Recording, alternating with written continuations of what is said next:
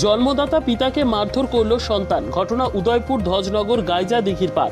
ঘটনার বিবরণে জানা যায়, জন্মদাতা পিতা তথা নেপাল দেবনাথ নামের এই ব্যক্তি দুপুরে স্নান সেরে খাওয়া দাওয়া করার জন্য রান্নাঘরে যায়, কিন্তু খাওয়ার পাতে ছেলে প্রদীপ দেবনাথ তার নিজের বাবাকে পুরনো ঝামেলা নিয়ে উচ্চস্বরে কথা বলতেই থাকে।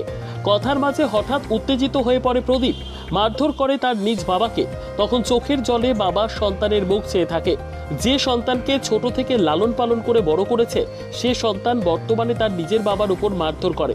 জানা যায়, অভিযুক্ত ছেলে প্রদীপ দেবনাথ পেশায় অটো চালক। নেপাল দেবনাথের চোখে আঘাত করে প্রদীপ।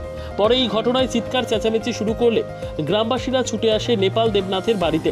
পরবর্তী সময় রাধাকিশোরপুর থানায় নিজের ছেলের বিরুদ্ধে শাস্তির দাবি জানিয়ে মামলা দায়ের করে জন্মদাতা পিতা। সমাজের কলঙ্কের খাতায় নিজের নাম লিপিবদ্ধ করেছে সন্তান প্রদীপ দেবনাথ, এমনটাই মনে করছে শুভবুদ্ধি সম্পন্ন জনগণ। গোটা ঘটনায় ব্যাপক চাঞ্চল্য এবং নিন্দার ঝড় বইতে শুরু করেছে অটো চালক প্রদীপ দেবনাথের বিরুদ্ধে। আপনার নাম কি? বাড়ি কই? হ্যাঁ, কিরে মারছে আপনারে?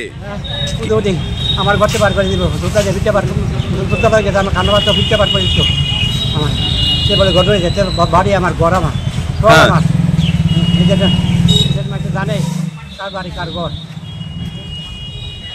হে কি করে? অটো চালা। অটো চালা? কোন সময়? এই অক্ষর ঘন্টানি দিচ্ছে বাইক গেছে গিয়ে এটা গিয়ে বসে বুঝো বুঝো।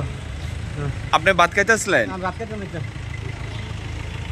ভাত খাইতে দিচ্ছে না।